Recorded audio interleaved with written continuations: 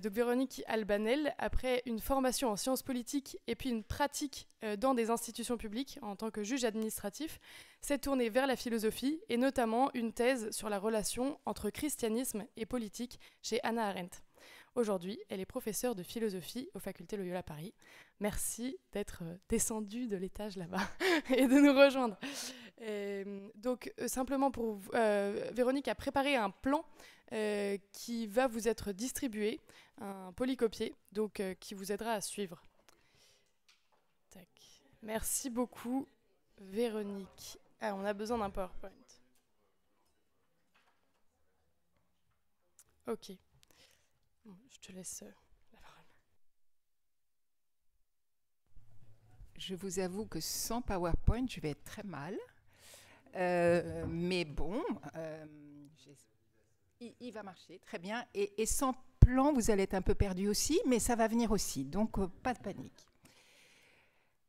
Donc, comme vous allez le voir bientôt, ça marche sûrement. Parfait. J'ai intitulé ma présentation « Démocratie libérale et religion, une querelle de légitimité ». Je vois que vous vous êtes posé la question ce matin. Et donc, je vais passer un petit peu de temps d'abord sur le terme démocratie. Je vais essayer de mettre en place un certain nombre de notions. Vous allez voir, il y a un état des lieux dans la première partie. Là, de manière très générale, je rappelle que la démocratie n'a pas toujours été considérée comme un régime idéal. Je rappelle bien sûr le mot de Churchill, la formule de Churchill, qui me paraît encore tout à fait d'actualité. La démocratie est le pire des régimes, à l'exception de tous les autres. Alors, on peut en sourire. Je crois qu'aujourd'hui, on n'en sourit plus du tout. Enfin, j'espère que vous n'en souriez pas trop. Et je voudrais quand même vous rappeler, en termes de philosophie, que, par exemple, pour Aristote, la démocratie, effectivement, est une constitution dite déviée. Alors, parfois, il dit corrompue, mais attention, légèrement déviée seulement. Par exemple, le pire de ce qui peut arriver dans un régime politique, c'est la tyrannie.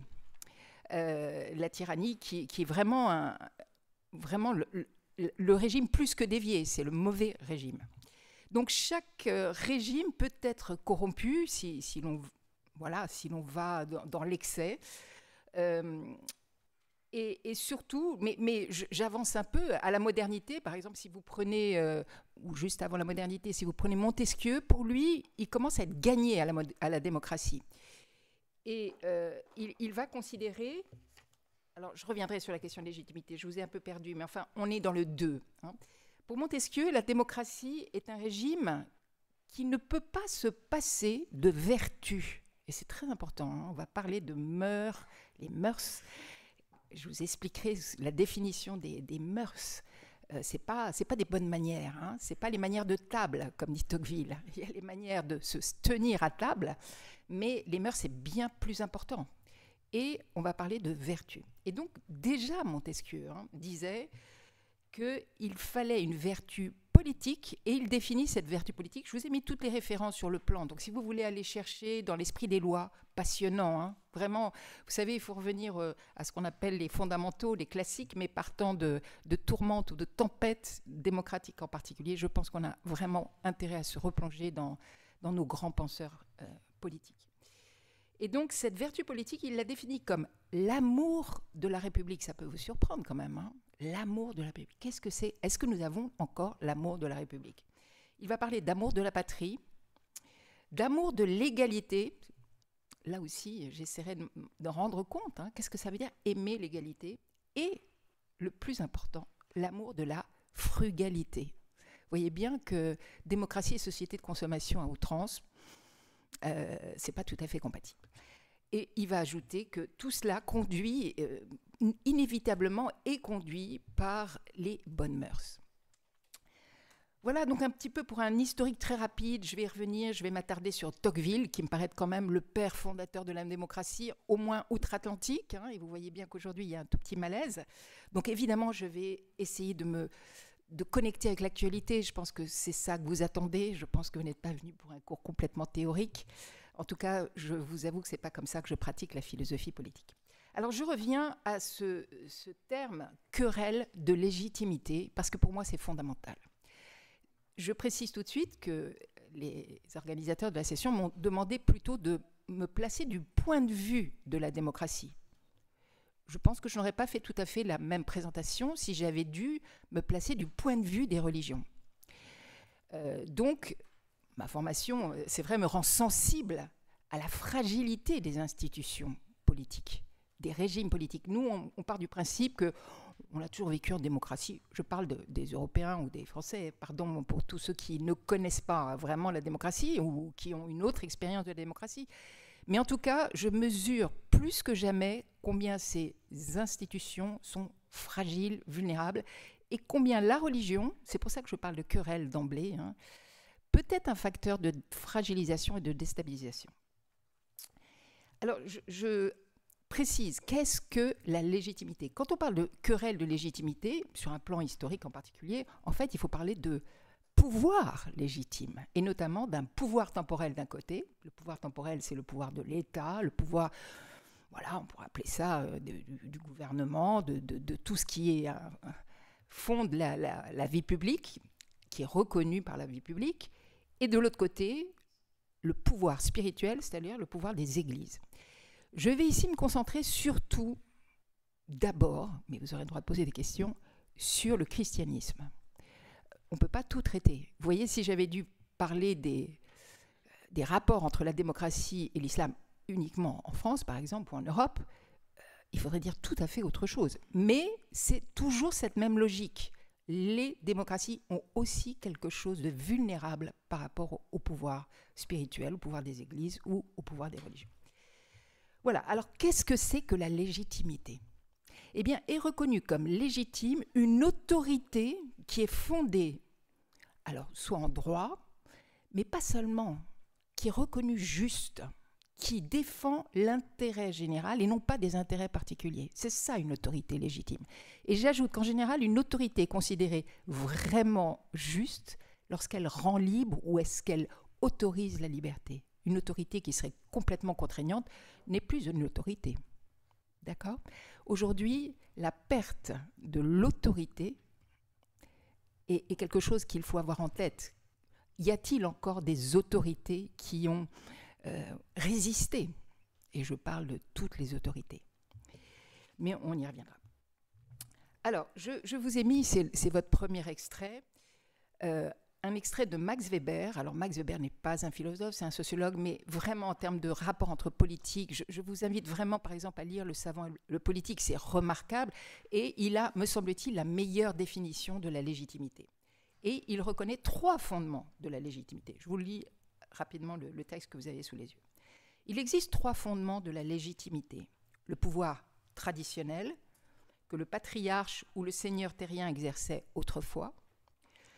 Deuxième pouvoir, le pouvoir charismatique que le prophète exerçait, ou, dans le domaine politique, le chef de guerre élu, le souverain plébiscité, le grand démagogue, ou le chef d'un parti politique. Et il y a enfin un 3e pouvoir, l'autorité. Alors, pardon, je change de slide. Bon, voilà, ça vaut ce que ça vaut. C'est en management. Nous ne sommes pas en management, mais vous voyez bien que Max Weber a gagné toutes les sphères. Il y a enfin l'autorité qui s'impose en vue de la légalité en vertu de la croyance en la validité d'un statut légal et d'une compétence positive fondée sur des règles établies rationnellement. C'est un peu du verbiage. Retenez simplement un pouvoir fondé sur la raison, un pouvoir rationnel qui s'argumente en raison, que ici on a traduit par autorité bureaucratique. Ça ne me paraît pas tout à fait ça, mais peu importe. Alors je résume. Les hommes peuvent obéir par tradition ancestrale. J'allais dire, voilà, on a hérité en famille de telle révérence, de telle obéissance. Il peut obéir par enthousiasme, le charisme. Max Weber avait en tête, dans le pouvoir charismatique, le charisme exemplaire, celui de Jésus, bien sûr. Mais ça peut être aussi le charisme des gourous ou de grands populistes, vous voyez, enfin de grands leaders qui actionnent le verbe. Bon. Et puis la 3e, c'est il peut obéir par conviction ou par persuasion de sa raison. Voilà, c'est les 3 modes de légitimité ou d'obéissance classiques aujourd'hui. Alors, je poursuis. Ça, c'est la légitimité du pouvoir. Retenez qu'il y a querelle de légitimité. J'y viens tout de suite. Alors, rappelez-vous que c'est une très longue histoire que le rapport, et je me borne vraiment à l'Europe, ici, le rapport de rivalité, de tension, de soupçon, d'instrumentalisation entre des pouvoir. Je ne parle pas simplement d'autorité. Non, on est dans du pouvoir, du dur. C'est-à-dire un pouvoir qui peut se faire contraignant, qui peut se faire coercitif.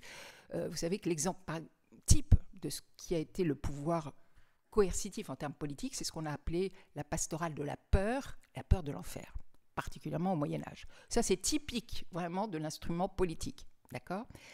Mais donc, cette longue histoire, je la fais commencer, on peut la faire commencer avant, bien avant. Mais je la fais commencer en 1075. Je vous l'ai mis sur votre feuille. 1075, c'est ce qu'on a appelé la querelle des investitures. C'est une querelle pour la nomination des évêques. Et c'est une querelle qui va opposer le pape d'un côté, Grégoire VII, et de l'autre côté, l'empereur du Saint-Empire romain germanique, Henri IV.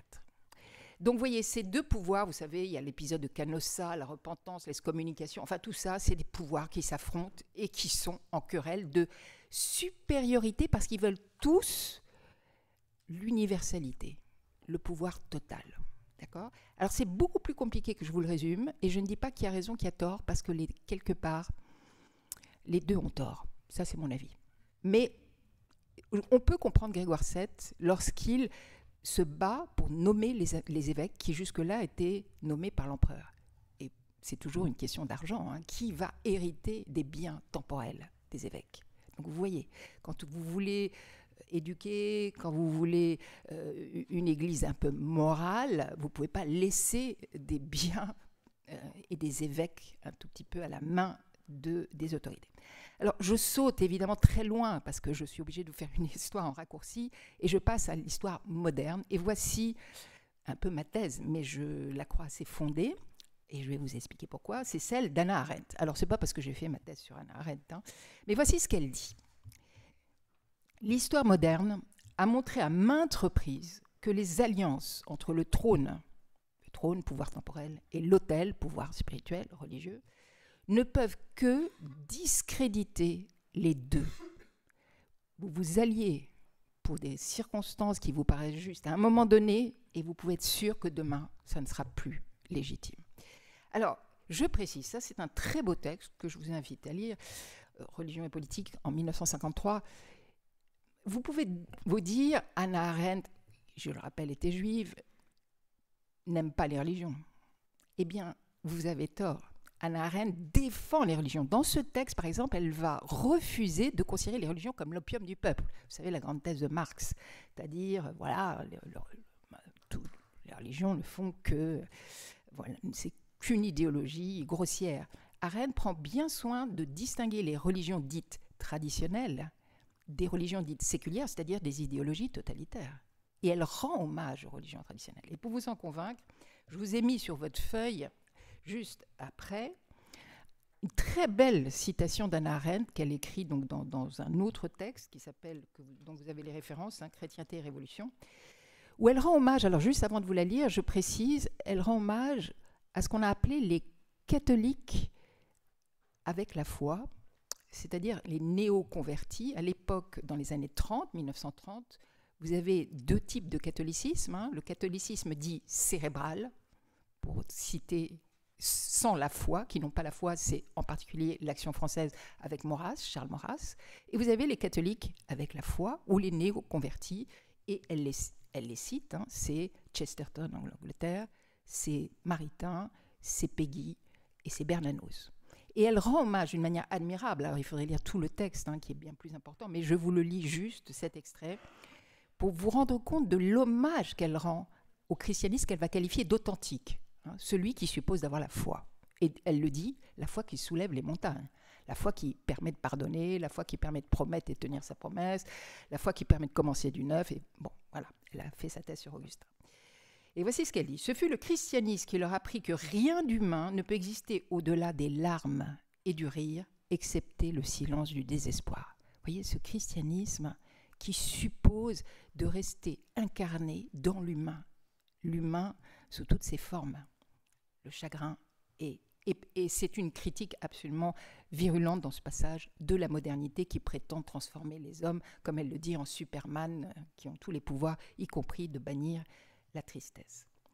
Voilà, je vais très vite parce que sinon je ne tiendrai pas les délais et j'en arrive à un exemple pour que vous compreniez bien pourquoi cette alliance. Parce que peut-être vous êtes en train de vous dire, oui, bon, y a-t-il eu dans l'histoire une alliance qui a vraiment discrédité l'Église? Eh bien oui, il n'y en a pas eu qu'une, il y en a eu plusieurs. Et je vous en donne juste un exemple d'alliance contre nature, mais plus que contre nature, c'est terrible, c'est tragique. Et ce n'est pas simplement l'Église catholique de France. Et vous savez sans doute que c'est à cause de cette affaire Dreyfus, notamment, que Theodor Herzl a décidé qu'on ne pouvait pas plus compter sur la France et qu'il n'y avait plus d'autre solution que le sionisme. La fondation du sionisme vient de l'affaire Dreyfus. Eh bien, cette affaire Dreyfus, la Croix a fait un admirable acte de repentance, récemment, le 18 juillet 2023, pour montrer à quel point ce journal s'est trompé, puisque la Croix a été terriblement anti-dreyfusarde. Mais quand je vous dis juste un petit extrait de cet article, le gouvernement juif mettra toutes ses forces, ses finances et ses armées occultes, ses sociétés secrètes et ses alliés protestants, en plus on en a pour les protestants, au service du moindre de ses compatriotes. Au fond, nous ne saurions blâmer ce peuple d'en agir ainsi. Il fait preuve, comme l'Angleterre, d'une grande cohésion et d'un véritable patriotisme israélite. Nous le combattons comme nous combattrons l'Allemagne ou l'Italie au cas d'invasion. Nous le combattrons parce qu'au mépris de l'hospitalité française et par trahison en un baiser de Judas, il a déclaré la guerre à la nation. Et je précise que les catholiques, pas seulement en France, mais presque du monde entier, ont été anti-dreyfusards. Or, vous savez, je n'ai pas besoin d'y revenir, que Dreyfus était complètement innocent et qu'il était à peine réhabilité. C'est encore une fois un scandale qui en dit long, je crois vraiment, sur, malheureusement, des alliances qui discréditent la religion et le politique. Alors, très rapidement, un état des lieux, je vais être obligée d'aller vite, vous pourrez poser des questions, mais pour préciser les choses. Qu'est-ce que la démocratie libérale ? Je vous ai mis une image sur le serment du jeu de paume. Pourquoi ? Pour vous montrer la pluralité. Vous n'avez pas de démocratie libérale si vous n'avez pas de débat. On appelle ça parfois une démocratie délibérative. Mais il faut débattre. Alors, l'ennui du serment du jeu de paume, c'est qu'il y manque. Il y a des clergés, vous verrez quand même. C'est intéressant sur le plan rapport religion-politique. Vous savez que l'abbé Grégoire était un grand... il a beaucoup œuvré, notamment pour l'abolition de l'esclavage. Mais il manque les femmes quand même. C'est un petit peu embêtant. Mais les femmes ont quand même joué un rôle à ce moment-là. Donc 1789, et je ne vais pas plus loin, évidemment, je ne parle pas de démocratie libérale quand on gagne dans la terreur. On n'est plus dans la démocratie libérale. Premier point, c'est le refus de l'absolutisme. C'est ça, le point de départ de la démocratie libérale, c'est le refus de l'absolutisme, qu'il soit des monarchies, qu'il soit, peu importe, quel que soit l'absolutisme. Deuxième point, séparation des pouvoirs ou contre-pouvoir. Vous n'avez pas de démocratie libérale si vous n'avez pas un équilibre des pouvoirs, et notamment une justice libre. Troisième point, une liberté, si vous n'avez pas... Ça, c'est le point fondamental. Libéral, c'est la liberté, notamment la liberté des individus. Mais liberté politique et égalité. Vous savez, démos, c'est le peuple, pouvoir du peuple. Kratos, pouvoir du peuple. Liberté et égalité, amour de la liberté. Et puis je vous le disais, amour de l'égalité, c'est l'expression de Montesquieu qu'on va retrouver. Alors, bien sûr, la première étape de la démocratie libérale, c'est l'égalité des droits devant la loi. Mais après, Tocqueville va parler d'égalité des conditions. Vous voyez, et on n'en finit pas. On n'en finit pas avec des risques terribles d'égalisation et de despotisme liés à cette démocratie. C'est le grand danger que dénonce Tocqueville. Et puis, autre chose qui va vous paraître totalement mystérieux, parce qu'aujourd'hui, on ne comprend même plus ce que ça veut dire, esprit public. On parlait même à l'époque de la Révolution américaine de bonheur public, complètement étranger, qu'est-ce que ça veut bien vouloir dire, et raison publique. Alors, très rapidement, l'esprit public, c'est le XVIIIe siècle, c'est simplement pour parler d'intérêt général. On s'occupe du commun, on s'occupe de tout ce qui nous unit et non pas d'intérêt particulier et d'intérêt privé. Y a-t-il encore une démocratie libérale outre-Atlantique? Vous voyez, on peut se poser quand même la question. Donc ça, c'est 18e. Raison publique, c'est un autre débat. C'est plutôt le 20e avec Habermas et Rawls. Et c'est simplement pour dire qu'on ne peut argumenter dans la sphère publique qu'avec des arguments raisonnables. Je crois qu'aujourd'hui, honnêtement, ça ne veut plus rien dire du tout. Et c'est plus une question. D'abord parce que ça a longtemps été instrumentalisé pour évacuer tous les arguments religieux. Et ça, ce n'était pas juste. C'est toutes les thèses notamment de Charles Taylor. Mais la question, à mon avis, c'est qu'aujourd'hui, la sphère publique est devenue totalement déraisonnable. Donc, vous voyez bien que, bon, prétendre aboutir à une raison publique, à mon avis, c'est plus le sujet. Donc, je reviens au sujet d'aujourd'hui. Première chose, il n'y a pas de démocratie libérale sans élection. Et la règle, vous savez, donnée par l'ONU, c'est « free and fair ». Il faut qu'elle soit libre et impartiale. Or, vous savez que parfois l'ONU va observer. Bon, je vous ai mis rapidement où se trouvaient les zones des élections. Vous voyez qu'il y a beaucoup de zones d'élections qui ne sont absolument ni libres ni justes. Je reviendrai peut-être un peu sur cette question. Je précise un peu plus. 3 définitions de la démocratie, notamment données par Tocqueville, qui me paraissent très importantes et pertinentes. Si vous en restez à la définition politique, vous êtes, à mon avis, vous manquez l'essentiel. La première, évidemment, c'est des institutions politiques avec des contre-pouvoirs. Et vous voyez bien que la prise du Capitole, ou la tentative de prise du Capitole le 6 janvier 2021, je ne sais plus, peu importe, est évidemment un abus de pouvoir. Et deuxième point essentiel, la question sociale. Vous n'avez pas de démocratie sans un État social marqué par une égalité, une égalisation des conditions. Ça, c'est la définition de Tocqueville. Et troisième, à ne pas oublier, essentiel, la participation des citoyens. Si vous ne participez pas, la démocratie n'est plus vivante.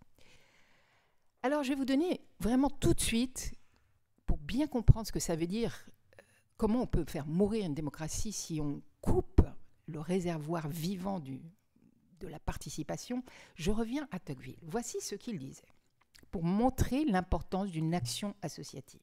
Bon, ça, c'est sa définition. Dans les pays démocratiques, la science de l'association est la science mère. Et il illustre ça d'un exemple tout à fait concret. Il arrive aux États-Unis, vous savez qu'il a été sur le terrain, c'est un observateur de terrain. La première fois que j'ai entendu dire aux États-Unis que 100 000 hommes s'étaient engagés publiquement à ne pas faire usage de liqueur, d'alcool, pour parler clair, la chose m'a paru plus plaisante que sérieuse. Et je n'ai pas bien vu d'abord pourquoi ces citoyens si tempérants ne se contentaient point de boire de l'eau dans l'intérieur de la famille. Quel est l'intérêt de se réunir sur... Bon, eh bien, il vous donne la réponse. Et c'est prodigieux parce que je crois que c'est une vérité d'expérience. J'ai fini par comprendre que ces 100 000 Américains, effrayés des progrès que faisait autour d'eux l'ivrognerie, avaient voulu accorder à la sobriété leur patronage. Vous voyez, s'engager, mais pas pour soi, pas que pour soi, pas dans sa sphère privée, mais s'engager pour lutter contre ce fléau. Vous comprenez l'engagement associatif, à quoi ça rime? C'est encore du commun. Je passe parce qu'il y a encore bien d'autres choses, mais j'en arrive à ce deuxième point qui est aussi essentiel, c'est préciser les contours de la religion, parce que là aussi, je pense qu'il faut remettre quelques bases. La religion, c'est 3 dimensions. Une dimension personnelle, vous le savez tous, la foi en Dieu, en principe, pas trop de liberté. C'est la première liberté reconnue, c'est la liberté de conscience. Foi en Dieu. Il y a une deuxième dimension personnelle, c'est la liberté de croyance. En général, une foi, elle est assortie d'un certain nombre de croyances. Alors, on les appelle dogmes ou pas dogmes, mais peu importe. Mais c'est une liberté de croyance essentielle. Il y a une dimension collective. Il n'y a pas de religion sans dimension collective. C'est ce qu'on appelle la liberté de culte. La pratique. Et vous avez une troisième dimension qui est la dimension institutionnelle, qu'on appelle l'Église. Et quand on parle d'Église, ce n'est pas forcément une Église catholique ou chrétienne, ou communauté. Et je vous donne tout de suite, malheureusement, plus personne ne se réfère à la Déclaration universelle des droits de l'homme, mais c'est dommage. Voici ce que dit l'article 18. Toute personne a droit à la liberté de pensée, de conscience et de religion. Ce droit implique la liberté de changer de religion, vous savez que c'est un débat terrifiant, ce qu'on appelle l'apostat, notamment dans l'islam, mais pas seulement. Ce droit implique la liberté de changer de religion ou de conviction, ainsi que la liberté de manifester sa religion ou sa conviction seule ou en commun, tant en public qu'en privé, par l'enseignement, les pratiques, le culte et l'accomplissement des rites. Vous voyez, c'est essentiel de comprendre ça, et ça vous explique cette slide qui est pour moi la plus importante, si vous ne m'en retenez qu'une, c'est celle-là, avec cet organisme qui est un centre de recherche tout à fait impartial que je vous recommande si vous travaillez sur ces questions. Allez voir tous les travaux du Pew Research Center, c'est un think tank américain, mais remarquable de fiabilité et vous voyez, ils ont sorti les dernières statistiques sur l'élection de Trump. Bon, je vais y revenir après. Mais ce qu'il faut comprendre, et c'est ce schéma, je pourrais mettre à votre disposition, bien sûr, ne prenez pas de photos, moi, toutes mes données, elles sont open source, bien sûr, je vous les livrerai par l'intermédiaire de Paula et Charles. Ce qu'il faut bien comprendre, c'est que des restrictions, quand on parle de restrictions religieuses, on pense tout de suite l'État. Eh bien, c'est faux. Parce que les restrictions religieuses, comme vous le voyez, elles sont d'une part liées à l'État, c'est l'hostilité de l'État, elles sont très fortes pour la Chine, bien sûr, mais c'est aussi l'hostilité de la société. Les actes antisémites, ce n'est pas l'État. Les actes islamophobes, ce n'est pas l'État, c'est l'hostilité de la société. Et c'est là que vous pouvez voir vraiment comment ça marche, d'accord ? C'est-à-dire qu'il faut prendre en compte, vous voyez, on a tellement tendance à se fixer sur ce rapport Église-État qu'on en oublie que la société joue un rôle capital dans ce domaine. Et donc, pour clarifier malheureusement les chiffres datent, mais 2011, 70% de la population mondiale est soumise à de fortes restrictions religieuses. Et je vous donne un petit panorama qui vaut ce qu'il vaut. 2012, j'ai malheureusement pas d'autres chiffres, mais ça a augmenté, mais pas dans des proportions majeures. Sur 6 milliards de croyants, vous avez 2,2 milliards de chrétiens, 1,6 milliard de musulmans, 1 milliard d'hindous, et seulement, et c'est essentiel, 14 millions de juifs, 7 millions à peu près en Israël, 7 millions en diaspora. Sachez, pour la petite histoire, que le Pew Research Center prévoit que les musulmans passeront devant les chrétiens en 2070. Voilà, c'est la courbe qui est annoncée. Rapport de l'aide de l'Église en détresse, la liberté religieuse est menacée dans un pays sur 3. Je pense que ça ne cesse de gagner du terrain. Vous voyez, c'est un engagement des Occidentaux, on tombe beaucoup sur l'Occident, mais c'était un engagement de venir en aide pour défendre la liberté religieuse. C'est un drame, c'est qu'au fond, la liberté religieuse, elle n'est plus préservée dans un grand nombre de pays. Alors, j'en viens concrètement comment ça marche. Quels sont les modèles? Alors ça, je vous les présente, ils sont contestables. Moi, je retiens 2 modèles de relations entre l'Église et l'État. Bon, je suis un peu simpliste. Un modèle de confusion, un modèle de séparation. Qu'est-ce que c'est que le modèle de confusion? C'est ce qu'on a appelé une théocratie. Dieu gouverne. Jamais Dieu n'a gouverné, même dans la Bible, sauf peut-être le moment où, comme le fait Moïse, il reçoit la table des lois. Mais on parle en général, en tout cas c'est ce que dit Max Weber, plutôt de hiérocratie, c'est-à-dire un règne des religieux. Et séparation, attention, je vous ai mis une petite image caricaturale de la France, loi 1905, mais en fait, c'est aussi le régime américain. Vous savez que Thomas Jefferson parlait de mur de séparation entre l'Église et l'État. Qu'on veuille protéger les religions ou qu'on veuille protéger l'État, mais c'est un peu une forme de séparation. Le grand penseur, c'est Locke, et bien sûr, l'exemple clair, c'est la loi 1905. Ça ne suffit pas. Vous ne pouvez pas penser seulement relation Église-État, parce qu'il y a le rapport aux religions politiques. C'est beaucoup plus large. Je vous l'ai dit, la religion, ce n'est pas que l'Église. Et l'État n'est qu'une partie de la politique. Alors là, je vous ai mis 3 modèles. C'est aussi simpliste. Le modèle iranien, c'est quoi? C'est une souveraineté religieuse. Depuis 1979, on obéit à la loi religieuse. Évidemment, vous pouvez avoir des négociations, mais le chef suprême, c'est quand même l'ayatollah. Vous avez exactement la même chose en renversé, c'est l'obéissance à la loi civile, la souveraineté totale politique. Et l'exemple même, c'est Hobbes, avec son Léviathan 1651. Et puis vous avez ce qu'on appelle une souveraineté partagée. avec l'importance d'une société civile, d'un espace public, vous voyez, une pluralité, une dimension où ça se... Voilà, parce qu'il y a une liberté au sein de la société civile. Tout ça, très franchement, c'est très théorique, mais il faut rentrer dans le moteur, hein, comme on dit. Et le moteur, moi, je vais commencer d'abord par une analyse des valeurs au niveau des chrétiens. C'est quoi?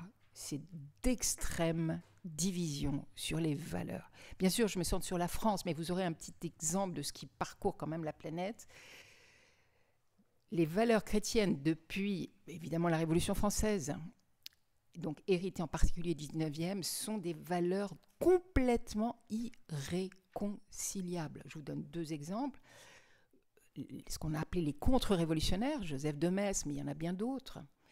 Et puis Tocqueville, ils sont dans des logiques complètement opposées. Et je vous ai mis Gobineau, c'était un ami de Tocqueville, mais qui, vous le savez, a écrit « Essai sur l'inégalité des races humaines », qui se disait catholique. Mais là, nous sommes simplement entre catholiques. Hein. C'est simplement pour vous montrer combien c'est compliqué et combien nos divisions d'aujourd'hui datent d'hier, pour ne pas dire de très très loin. Alors, quelques exemples rapides. La providence. Qu'est-ce que la providence, hein, je vous rappelle, c'est le fait de la présence de Dieu dans l'histoire des hommes. Dieu conduit-il les hommes? Les chrétiens, les catholiques répondent oui, enfin en tout cas par la providence. Hein. Eh bien, là, sur la providence, vous avez 2 lectures diamétralement opposées. Que dit Joseph de Maistre? Il y a dans la Révolution française un caractère satanique. Alors, vraiment, aujourd'hui, on voit les mots antéchrist, apocalypse, etc. C'est de retour, hein, mais déjà, un caractère satanique. La providence châtie la France pour son impiété, pour son irreligion. Voilà, vous êtes en plein dans une relation aux politiques de condamnation absolue de la Révolution. Je ne rentre pas dans le détail pour savoir si c'est bien, si c'est mal. Il y a du bien, il y a du mal. Mais ce n'est même pas mon problème. Ma question, c'est que dit Tocqueville? Eh bien, exactement l'opposé. Partout, on a vu les divers incidents de la vie des peuples tourner au profit de la démocratie. Le développement graduel de l'égalité dans les conditions est donc un fait providentiel. Il est universel et il est durable. Alors, il faudrait rentrer dans le détail. Je n'ai malheureusement pas le temps. Ce qui importe, c'est de retenir, vous voyez, que les catholiques eux-mêmes ne sont pas d'accord sur l'essentiel de ce rapport entre religion et politique. Autre exemple, je vais presque du pire, je vais vers du plus grave à mes yeux. L'unité du genre humain. Sommes-nous d'accord entre chrétiens, entre catholiques en particulier? Eh bien, malheureusement, non. Et vous voyez bien qu'aujourd'hui, le débat est le même. Voilà ce que dit Tocqueville dans La démocratie en Amérique. Les modernes, après avoir aboli l'esclavage, ont encore à détruire 3 préjugés, le préjugé du maître, le préjugé de race et le préjugé du blanc. Vous voyez, on ne parle pas de suprémacisme, on n'est pas aux États-Unis en 2025, hein. On est en 1840, 1850 avec la démocratie en Amérique de Tocqueville. L'universel sensible. Avons-nous tous une sensibilité commune ouverte au genre humain? En principe, les catholiques, en principe, catholicos, je vous rappelle, hein, c'est universel. Eh bien, que nous dit Tocqueville? Que Madame de Sévigné, qui est une grande femme de lettres, hein, on ne prend pas n'importe qui, ne concevait pas clairement ce que c'était que de souffrir quand on n'était pas noble, quand on n'était pas gentilhomme. Et elle ajoute, hein, c'est dans le texte de La démocratie en Amérique, la penderie, la pendaison, hein, me paraît maintenant un rafraîchissement. Elle écrit ça à sa fille. Donc, vous voyez, elle ne comprend pas que quelqu'un qui n'est pas de sa classe, je pourrais presque dire de sa race, peut souffrir. Elle n'a pas de compassion. Et Tocqueville ajoute que c'est une très très lente et longue évolution. Et j'en viens à l'esclavage. Et voici ce que dit Tocqueville. Le christianisme avait détruit la servitude. Les chrétiens du XVIe siècle l'ont rétablie. Ils ne l'ont jamais admise cependant que comme une exception dans leur système social. Ils ont pris soin de la restreindre à une seule des races humaines. Ils ont ainsi fait à l'humanité une blessure moins large, mais infiniment plus difficile à guérir. Vous voyez, Tocqueville est vraiment très indigné par le rapport des catholiques à l'esclavage, et notamment par rapport à Gobineau. Alors, quelle est sa proposition? Parce que je crois qu'elle est intéressante. Il parle de combiner la religion et la liberté politique. Il ne peut pas se passer de liberté politique. Première chose, il refuse l'alliance entre l'Église et l'État. Vous voyez, alliance, hein, c'est-à-dire que c'est les alliances de compromis, d'intérêt, d'accord ? Et il va jusqu'à dire qu'il faut séparer la religion de la politique. Alors, on ne s'arrête pas là. Combiner, qu'est-ce que ça veut dire combiner ? Il combine l'esprit de religion et l'esprit de liberté. Vous voyez, c'est ni la démocratie et le christianisme, c'est l'esprit de religion. Et je précise, qu'est-ce que c'est que l'esprit, hein ? Mettez pas tout de suite l'Esprit Saint, s'il vous plaît. L'esprit avec un petit e, c'est l'ensemble des habitudes communes. On retrouve notre vertu, on retrouve nos mœurs. Les mœurs, c'est, dit-il, les habitudes du cœur et les habitudes de l'esprit. Vous voyez, c'est pétri de toute l'Antiquité, hein, l'Antiquité grecque et romaine, mais c'est ça, c'est qu'on ne peut pas se passer de vertu morale. On ne peut pas s'en passer. On peut faire semblant, on peut croire qu'on est doté d'emblée d'une armature chrétienne et qu'on sait faire, mais non, c'est un long apprentissage, en particulier en matière de politique. Alors, quelques exemples pour que ça soit un peu clair, hein. J'ai essayé de vous illustrer ça, l'esprit de religion et l'esprit de liberté, c'est quoi ? Eh bien, moi, je l'ai trouvé, la messe à Notre-Dame, le dimanche 15 novembre 2015, vous avez sur la droite, peut-être que certains, vous savez, c'est le lendemain des attentats du Bataclan, hein. Et vous voyez qu'est-ce qu'il y a sur la droite, le drapeau bleu, blanc, rouge. Et vous savez que l'organiste de Notre-Dame a demandé s'il pouvait jouer la Marseillaise, et on lui a répondu oui. Eh bien, c'est ça, l'esprit de religion et l'esprit de liberté. Et je vous ai mis autre exemple, messe à Notre-Dame, dimanche 8 décembre 2024, c'est un autre exemple de réconciliation nationale, d'unité, mais aussi, c'était magnifique, si vous avez entendu l'homélie, la justice, la paix, l'attention accordée aux pauvres, tout ça, c'était dans l'homélie, aux victimes, aux persécutés. Vous voyez, sur ce terrain, il y a une possibilité de lien extrêmement fort. Et je vous ai mis un autre exemple, pas que français. C'est les rencontres européennes de Thésée à Tallinn. On s'approche des zones, vous voyez, c'était 2024-2025, je rappelle que les suivantes, hein, les prochaines, sont à Paris, soyez au rendez-vous. Eh bien, ces rencontres presque sur un lieu qui s'approchait de front, vous aviez je ne sais combien d'Ukrainiens. Vous voyez, on est en zone de guerre, en zone en tout cas de menace existentielle, puisque c'est l'Estonie, hein, je vous rappelle, pardon, j'aurais dû commencer par là. Eh bien, paix, justice et liberté, oui, les églises ont beaucoup à dire. Clivage actuel, et je vais très vite parce que je vois que je déborde. Jusqu'à quelle heure j'ai eu merci. J'ai encore combien de temps? Oh, ouf, une demi-heure. Parfait. Alors, je reviens à l'actualité. Les clivages actuels. Je ne vais pas être dans la polémique, hein. Je pense que les temps sont trop sombres, trop douloureux et difficiles, trop menaçants pour aller dans la polémique. Je pense qu'il faut vraiment prendre en compte ce qui se donne, ce qui se joue. Je crois que le clivage, vous voyez, on est passé de la morale, on rebascule dans l'économique. J'ai rien contre l'économique, on ne peut pas s'en passer, hein. Mais l'économique devient premier. La compétition économique, les intérêts économiques, le capitalisme, le néo-capitalisme dur est de retour, sans régulation, sans règles. Et bien sûr, derrière, ça veut dire qu'est-ce qu'on fait de nos rapports sociaux, qu'est-ce qu'on fait de l'État-providence, de ce qu'on a appelé aussi l'État-providence, qui était quelque part un incontournable de la démocratie libérale. Et bien sûr, qu'est-ce qu'on fait de la morale? Alors juste pour illustrer, j'ai trouvé sur le net cet incroyable rapprochement entre Elon Musk, je vous assure que c'est nouveau, hein, mais moi je ne bricole pas Photoshop, donc là c'était Elon Musk face à Tocqueville, et je trouve que c'est bien vu. Et voici ce que dit Tocqueville. Une idée fausse,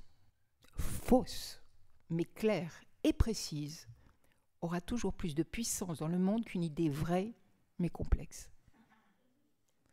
Et croyez-moi, il le dit au 19e. Aujourd'hui, la distinction entre faux et vrai est devenue une confusion, parce qu'on ne peut pas, on n'a pas le temps, et qu'on veut aller tout de suite très vite dans une simplification des données. Autre clivage, plus précis, plus en lien avec la religion et politique, mais qui est d'une actualité redoutable. mais je dis bien redoutable.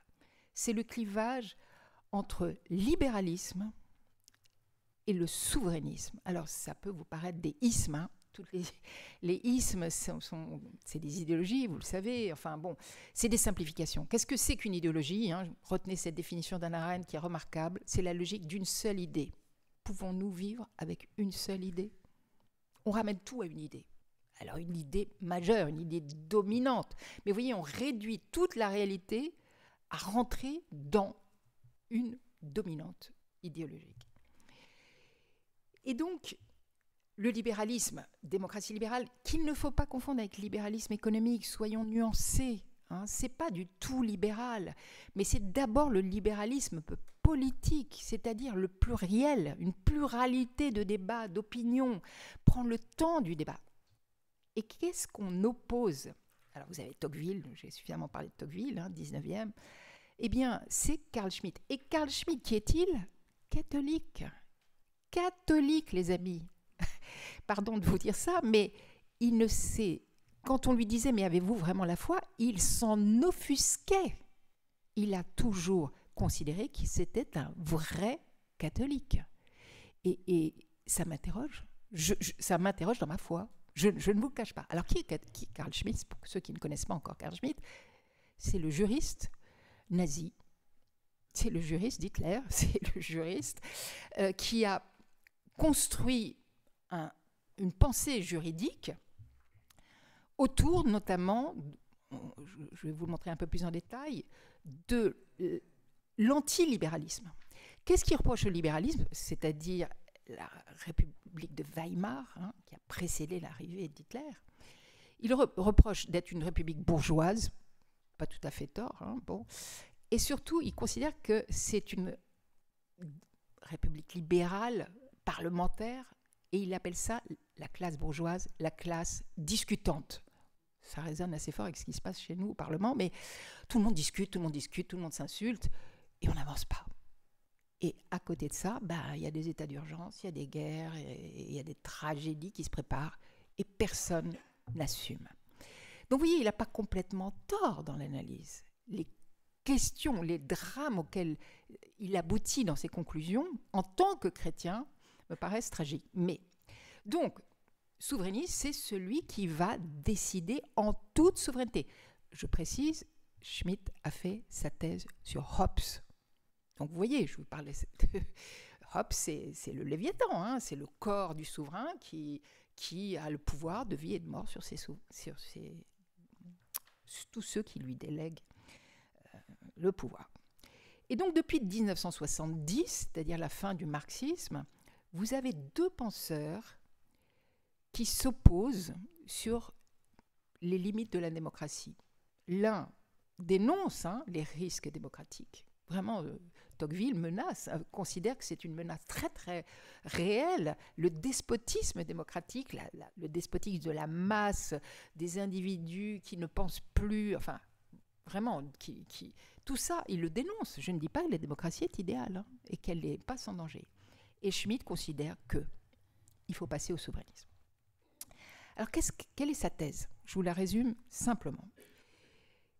Et elle est tellement séduisante, cette thèse, qu'il y a des moments où je me dis, mais c'est évident qu'il a raison. Et c'est d'autant plus séduisant qu'on s'approche de crises comme celle que nous vivons aujourd'hui. Sa thèse est simple. Il n'y a pas de politique sans désignation d'un ennemi. Vous ne pouvez pas considérer une politique sans reconnaître un ennemi. Donc, pour bien préciser les choses, quand vous parlez de morale, vous pensez bien, mal. Quand vous parlez d'esthétique, vous pensez beau, laid. Quand vous parlez d'économique, vous parlez utile, non utile ou non rentable. Eh bien, quand vous parlez politique, vous devez, dit Schmitt, parler ami, ennemi. En d'autres termes, nous les bons, eux les méchants. C'est ça sa thèse. Mais je ne caricature pas du tout, hein. C'est exactement ça. Et il va plus loin puisqu'il dit un peuple qui ne se reconnaît pas d'ennemi est un peuple faible. C'est un peuple faible qui est voué à disparaître. et c'est le peuple qui doit reconnaître l'ennemi. Alors, dans sa notion de politique, parue en 1932, qui est très lu, et qui est lu à droite comme à gauche, par les intellectuels de droite comme de gauche. Et je ne vous raconte pas la puissance de cette pensée. Je suis ahurie de l'impact, y compris en mêlant le religieux. Alors, je vous dis juste un petit exemple de sa lecture du religieux, qui trouble, et insuffisamment d'exégètes et de théologiens s'emparent de cette question. Je le dis parce que c'est une question sournoise, complexe, difficile, et nous n'avons pas d'argument à lui objecter. Voici ce qu'il dit. Le passage bien connu « Aimez vos ennemis », Matthieu 5, Luc 6, signifie « Aimez vos ennemis privés et non aimez vos ennemis publics ». Il n'y est pas fait allusion à l'ennemi politique. Et dans la lutte millénaire entre le christianisme et l'islam, il ne serait venu à l'idée d'aucun chrétien qu'il fallait, par amour pour les Sarrasins ou pour les Turcs, livrer l'Europe à l'islam au lieu de la défendre. L'ennemi, au sens politique du terme, n'implique pas une haine personnelle. Et c'est dans la sphère de la vie privée seulement que cela a un sens d'aimer son ennemi. La citation biblique ne signifie surtout pas que l'on aimera les ennemis de son peuple et qu'on les soutiendra contre son propre peuple. Bien sûr, quand vous lisez ça, vous vous dites « il a raison.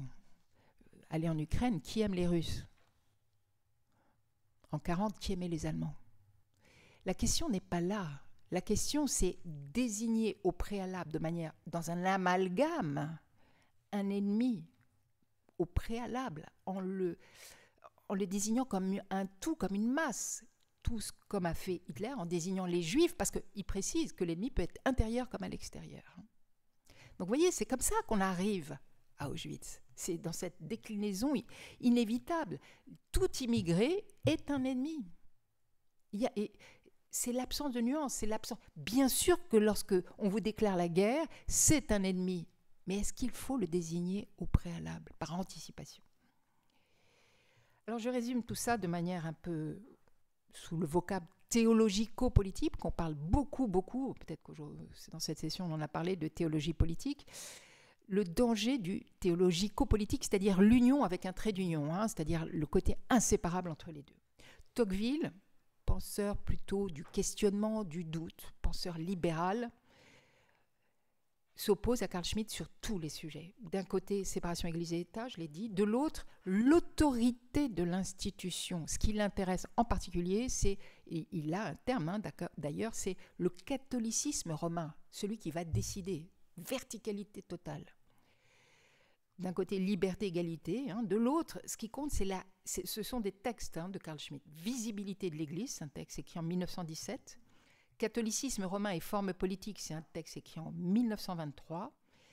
Et l'esprit de religion et l'esprit de liberté sont remplacés par ce Schmitt va appeler décisionnisme. Ce qu'il faut, c'est le souverain doit pouvoir décider sans passer par le Parlement, sans discuter à l'infini, sans débat. C'est la fin du pluralisme libéral.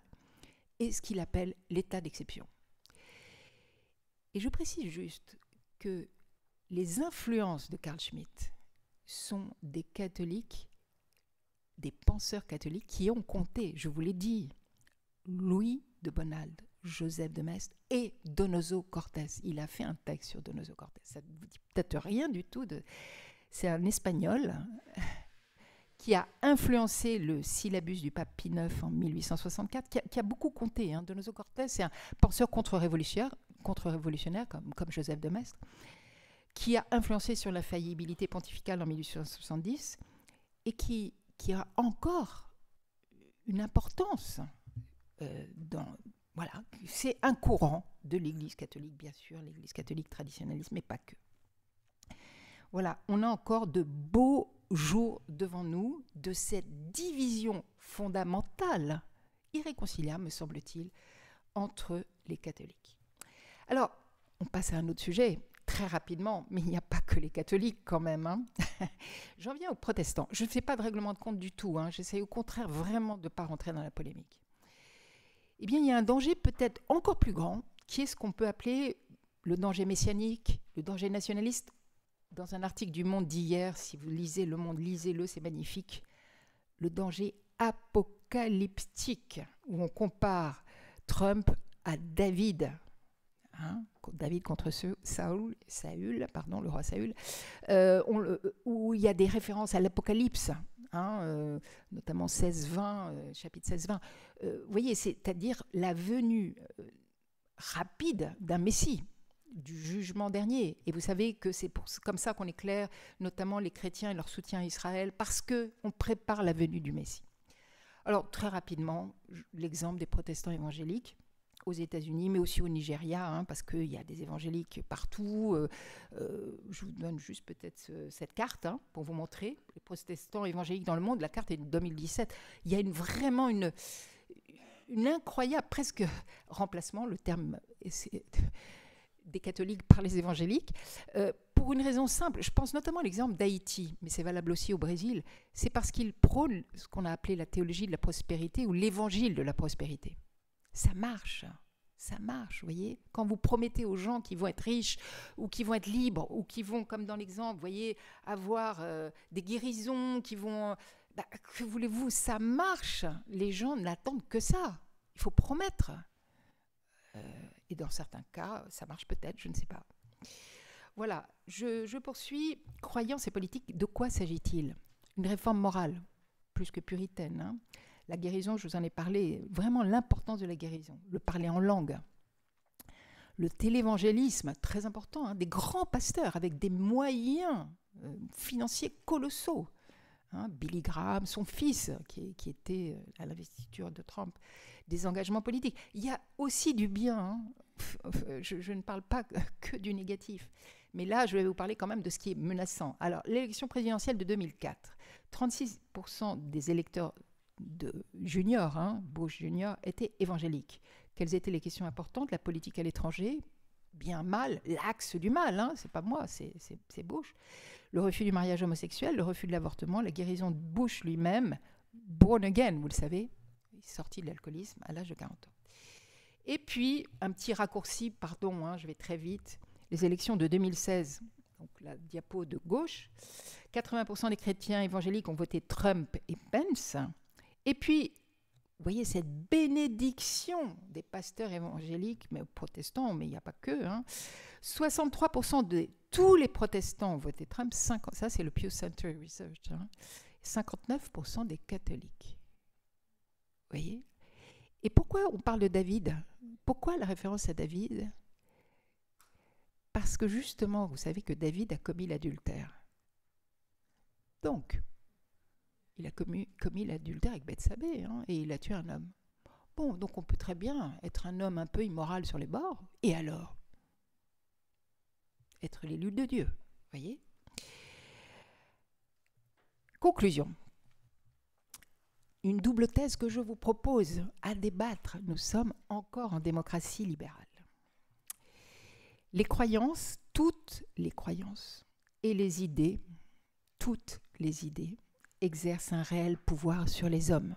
C'est l'inverse de ce que pensait Marx. Vous savez, les superstructures ne sont que le reflet des infrastructures. Je pense qu'aujourd'hui, nous sommes guidés par les croyances et par les idées, et qu'elles ont un réel pouvoir sur les hommes.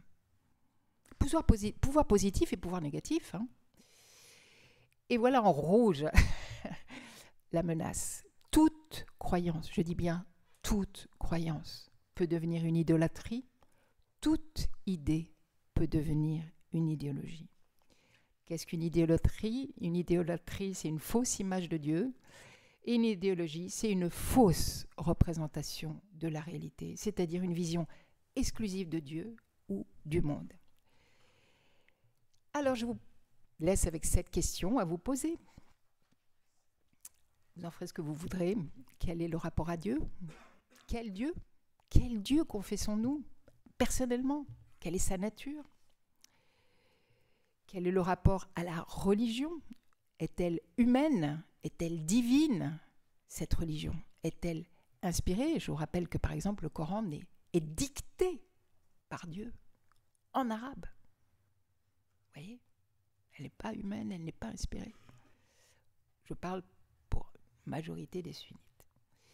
Quel est le rapport aux Écritures? Est-ce que c'est le sens littéral? Est-ce que, voilà, vous savez, le créationnisme, hein, c'est le sens littéral des Écritures. Quel est ce rapport à soi? Quelle est la liberté personnelle de penser de manière critique? Quel est le rapport aux hommes et aux femmes, en termes d'égalité notamment, mais pas que? Quel est le rapport à l'étranger et aux pauvres, en termes de justice? Et quel est le rapport au monde? Est-ce qu'on aime le monde? Est-ce qu'on hait le monde? Et je termine par le mode d'emploi, si je puis me permettre, du rapport. Un des modes d'emploi, mon mode d'emploi, mais vous pouvez en avoir bien d'autres, hein, celui proposé par Jacques Maritain, dont on parlait tout à l'heure. Deux possibilités lorsqu'on est chrétien. On peut agir en chrétien et on peut agir en tant que chrétien. Alors ça veut dire quoi? Lorsque j'agis en tant que chrétien, j'agis dans l'Église et j'engage l'Église. Et donc, je dois avoir toujours en tête l'unité de l'Église. Quelque part, je dois être vigilant parce que j'engage plus que ma liberté personnelle. J'engage aussi l'avenir de l'Église. Et lorsque j'agis en chrétien, eh bien, j'agis en tant que citoyen, c'est ce que dit Jacques Maritain, guidé par des valeurs chrétiennes. Mais ça me laisse une liberté considérable, y compris de critiquer l'Église. D'ailleurs, je précise, c'est ce que dit d'ailleurs Maritain, hein, que cette distinction n'est pas du tout vouée ni à encourager une schizophrénie, ni à protéger l'Église. Ce n'est pas le but. Hein. Le but n'est pas de protéger l'Église de la critique et de la contradiction. Mais elle doit reconnaître d'abord que la politique obéit et que la religion obéissent à des lois diamétralement opposées. L'une, c'est en tout cas opposée, pas forcément diamétralement. L'une. Oh, ça c'est le beau. Ah non, mais ne l'enlevez pas. Hein. Laissez-nous le cri, la naissance, c'est ça, l'avenir de la démocratie. La loi de la politique, c'est la loi de la pluralité et de la liberté. Et quand je dis la liberté, mais vraiment c'est la liberté personnelle, notamment de penser par soi-même. Je pense que la loi de l'Église peut être gagnée par la liberté, je l'espère, travaillée par la liberté, mais elle doit aussi être vision de l'unité. Donc vous voyez, c'est une distinction qui vise à préserver, à ne pas compromettre l'Église dans les querelles politiques, sans pour autant, cette distinction entre agir en chrétien et agir en tant que chrétien, sans pour autant renoncer à s'engager en politique. Voilà, je vous remercie.